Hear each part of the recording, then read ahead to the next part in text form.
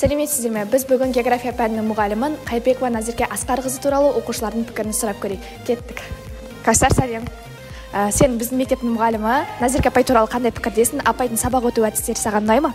Иә, апайдың сабақ өту әдістері маған өте қатты ұнайды. Апай сабақты сондай жақсы түсіндіреді. Мен бірден түсініп аламын. Сонымен қатар апайдың маған картамен жұмыс істейтін тәсілі өте қатты ұнайды. Ал сенің ойыңша қалай?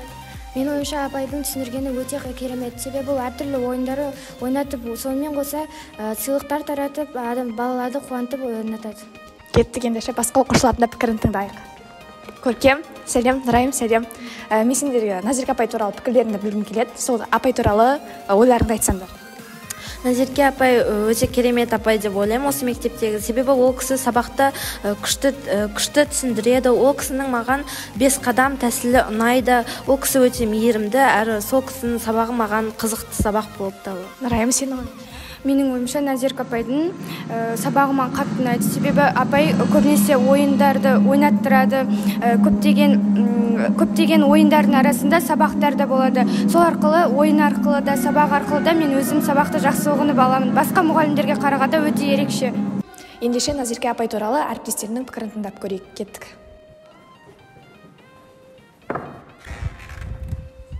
Сәлеметсіз бе, Медет Еркебұланұлы? Мен сізге бірнеше сұрақ қойғым келіп тұр. Әріптесіңіз география пәнінің мұғалімі Қайырбекова Назерке Асқарқызы туралы. Яғни Назерке апай қандай ол, қандай әріптес, сол туралы пікіріңізді айтып өтсеңіз. Жақсы. Назерке Асқарқызымен мен биылғы оқу жылынан бері таныспын. Осы аралықта ол кісі өзін тек қана жақсы қырынан көрсетіп келе жатыр. Бұл кісі жұмыстастардың арасында, әріптестеріміздің арасында өте сыйлы, жас маман, болашағынан үлкен үміттер күттіретініне сенімдімін.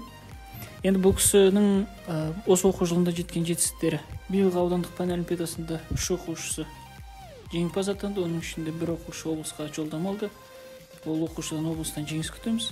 Жалпы Назерке Асқарқызының болашағынан үлкен үміт күттіретін жас маман ретінде білемін. Жұмысына тек қана сәттілік тілеймін. Қайырлы күн тілегім болып, бүгін мен сіздердің кешегі оқушыңыз, бүгінгі әріптесіңіз Назерке Қайырбекқызы туралы сұхбат алғым келіп тұр.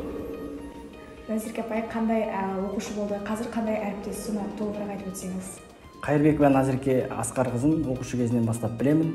Оқушы кезінде де өте алғыр, ізденімпаз оқушыларымыздың бірі болған. Биылғы оқу жылынан бастап өзінің түлеп ұшқан мектебіне жас маман болып келіп отыр. Назеркеге осы оқу жылынан бастап мен тәлімгер болып тағайындалдым.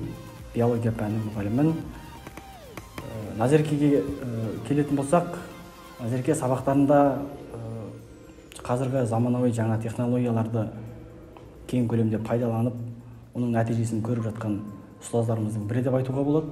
Себебі оқушыларға деген өте жоғары деңгейде талап қойылады. Сол талабының арқасында, ізденімпаздығының арқасында сабақтарында қолданылған үлкен жоғары деңгейдегі әдіс тәсілдерінің арқасында оқушылары да өзі де биік белестерден көрініп жатыр.